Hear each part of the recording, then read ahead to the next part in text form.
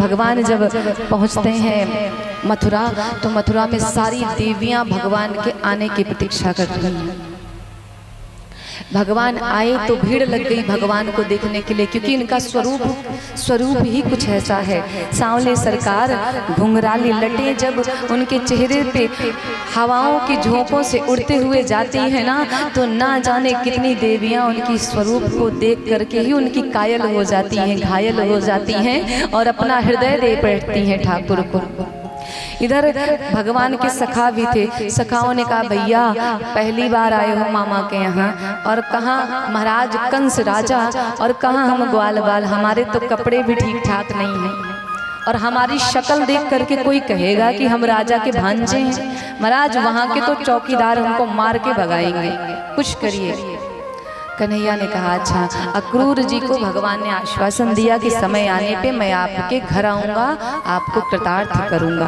अक्रूर जी महाराज आगे बढ़े, तभी एक धोबी भैया दिखाई पड़े। धोबी आप समझ रहे हैं, जो भैया लोग हमारे वस्त्रों को पटक पटक के साफ करते हैं। मैंने बताया ना कि नर्क से अगर बचना है तो अपने कपड़े को रोज खुद ही साफ करो, शरीर रूपी।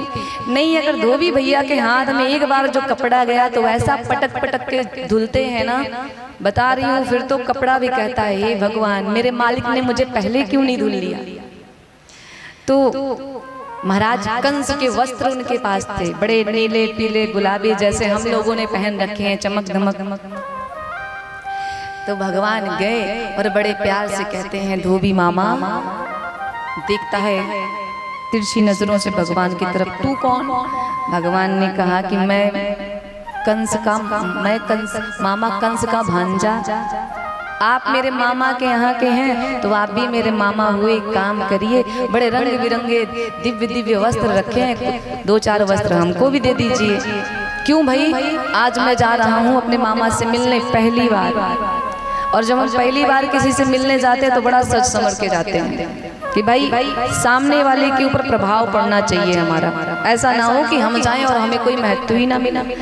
तो धोबी भैया, भगवान तो प्रेम से धोबी भैया से 2-4 वस्त्र मांग रहे थे अपने सखाओं के लिए, अपने लिए। धोबी भैया को बड़ा अहंकार था, लिया डंडा एक और दौड़ा लिया भगवान को। अरे कंकड़ पत्थर में रहने वाले, झोपड़ी में जीवन गुजारा करने वाला एक ग्वाल महाराज कंस के वस्त्र को धारण करने की इच्छा रखता है? रुक, मैं आज बताता हूँ आपको। डंडा लेके दौड़ा। भगवान ने कहा कि यहाँ सीधे मुंह से बात नहीं बनने वाली, यहाँ तो इन पे कृपा मुझे बरसानी ही पड़ेगी। भगवान ने जो मुष्टिका बनाई और बना के जो एक मुष्टिका मारा ना, एक मुक्का मारा धोबी भैया को, तो वो तो वहीं पे वो श्रीमन नारायण हो गए। अब जब धोबी को भगवान जब दंड दे रहे थे तो ये दृश्य दर्जी भैया ने देख लिया, जो कपड़े सिलते हैं बनाते हैं। तो उनको समझ में आ गया कि अगर एक बार कन्हैया कह दे कि मुझे अपने कपड़े ठीक कराने हैं जो ढीले ढाले हैं छोटे बड़े, तो मैं बड़े प्रेम से कर दूंगा, नहीं तो ये धोबी भैया वाली हालत मेरी भी हो जाएगी। तो भगवान सारे, जब भगवान के मित्रों ने वो वस्त्र लिए तो कोई पहन रहा है तो कह रहा है प्रभु वस्त्र ने मुझे पहना है कि मैंने वस्त्र को पहना है, पता ही नहीं चल रहा। इतने बड़े वस्त्र, कहाँ राजा कंस के वस्त्र, कहाँ छोटे छोटे कन्हैया। भगवान ने कहा इसकी भी व्यवस्था करता हूँ। दर्जी भैया की दुकान दिखाई दी, बड़े रंग बिरंगे कपड़े सिले जा रहे थे। भगवान पहुंचे, बोले भैया जरा मेरा भी वस्त्र ठीक कर दो। भगवान के मुंह से पूरी बात खत्म भी नहीं हुई रही होगी कि दर्जी भैया सारे वस्त्रों को छोड़ करके भगवान के कपड़ों पे जुट गए, और 2 क्षण के अंदर में भगवान के कपड़े भगवान के हाथ में भगवान पहन लिए और पहन के चल पड़े। तभी भगवान का एक मित्र कहता है कि कन्हैया सब तो ठीक है, वस्त्र भी बढ़िया मिल गए राजसी, लेकिन अभी एक कमी है। भगवान ने कहा क्या कमी? ग्वाल वालों ने कहा ये मस्तक सूना सूना लग रहा है। कन्हैया जब तक माथे पे तिलक ना हो आनंद नहीं आता रिश्तेदारी में जाने में। कन्हैया ने कहा इसकी भी व्यवस्था करता हूँ। तभी कन्हैया की दृष्टि एक देवी जी पे पड़ी जो 3 स्थानों से टेढ़ी थी, जिनका नाम है त्रिवक्रा।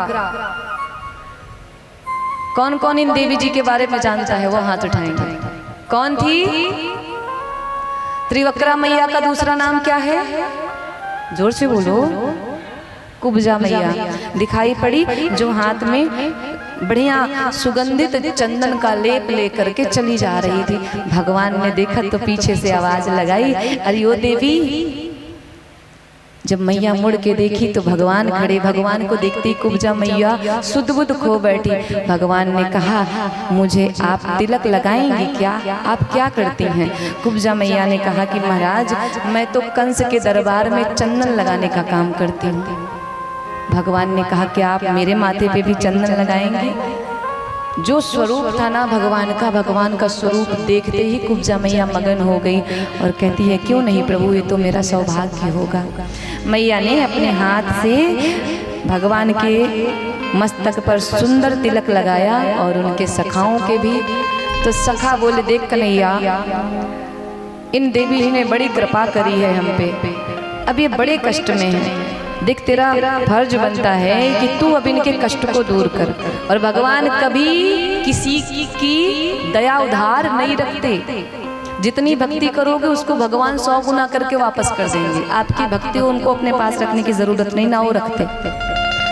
भगवान बड़े प्यार से गए, कुब्जा मैया की ठोड़ी को पकड़ा और एक हाथ कमर पे लगाया और अपने चरण के अंगूठे से उनके चरण को जो झटके से दबाया ना कि कुब्जा मैया जो 3 स्थानों से टेढ़ी थी, वो देखते ही देखते दिव्य सुंदर युवती के रूप में प्रकट हो गई। अब तो कुब्जा मैया की सुंदरता की पराकाष्ठा हो गई। भगवान कृपा करके जाने लगे तो सुखदेव कहते हैं, परीक्षित, कुब्जा मैया ने भगवान का हाथ पकड़ लिया। बोली, प्रभु आपकी दया से मैं इतनी सुंदर हो गई, मेरा शरीर देखने लायक हो गया, कहाँ छोड़ के जाते हो?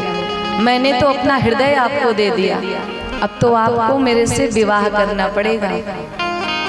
भगवान ने कहा, अभी मुझे बहुत कार्य करना है, अभी जाने दो, समय आने पे मैं आपके मनोरथ को जरूर पूरा करूंगा।